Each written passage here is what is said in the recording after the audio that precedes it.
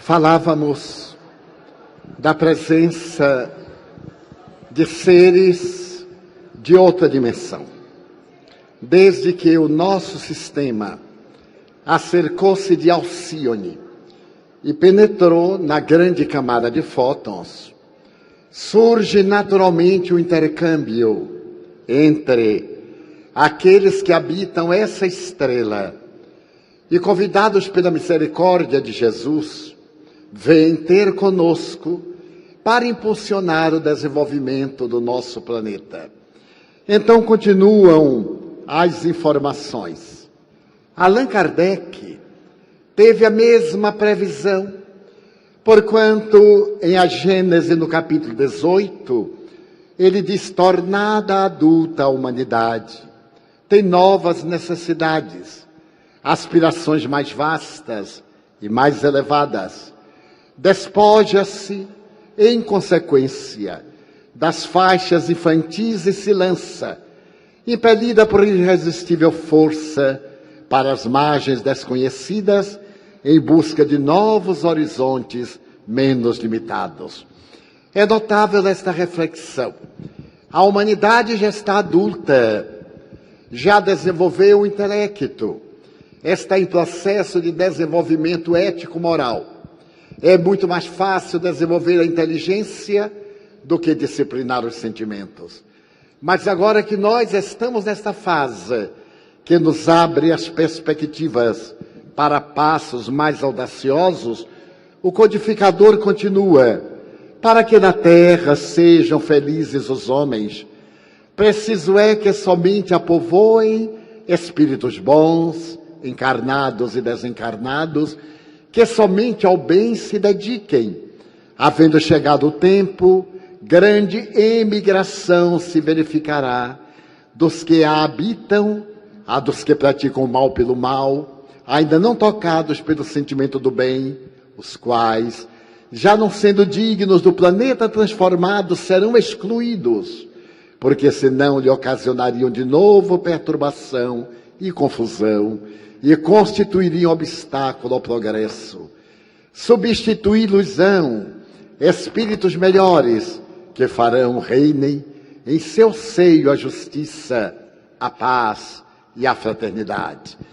Então asseveram os espíritos que nesse período da grande transição, o que já vem ocorrendo, espíritos nobres, do período de Péricles na Grécia, os grandes trágicos, do período de Sócrates e de Platão, os grandes sábios da antiguidade, Forri, Confúcios, Anaxágoras, Siddhartha Gautama, Krishna, Arjuna, eles mergulharão na matéria para darem o grande passo para que haja o que a Bíblia chama o Armagedon.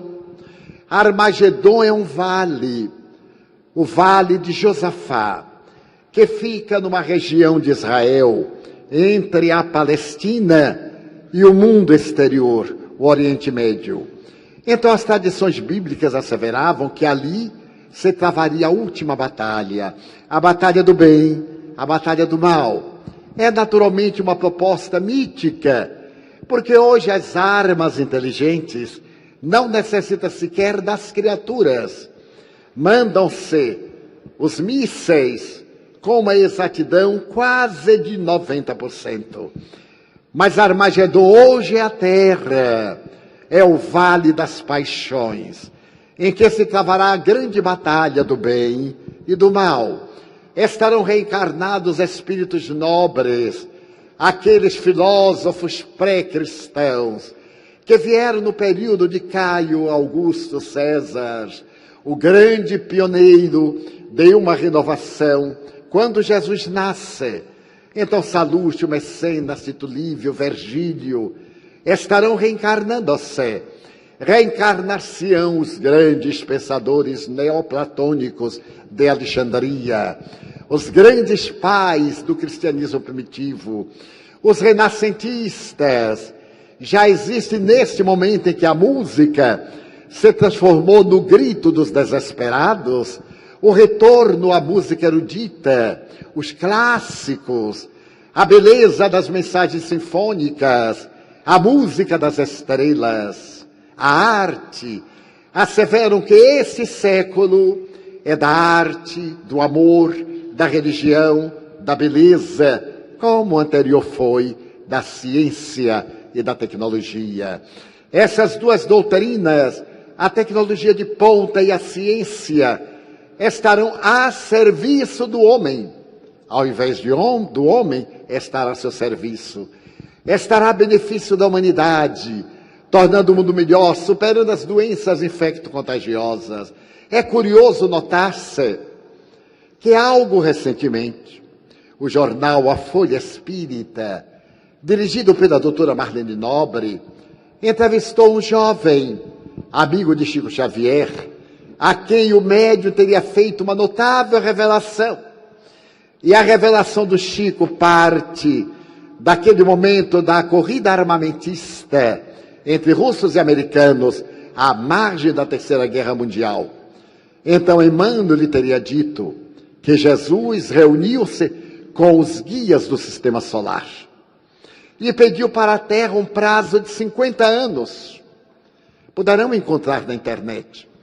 Esses 50 anos terminam em 2019, em que as criaturas humanas, principalmente no planeta da Terra, porque é um planeta colossal, particularmente no Brasil, deveríamos lutar para criar uma nova psicosfera e apressar o processo do mundo.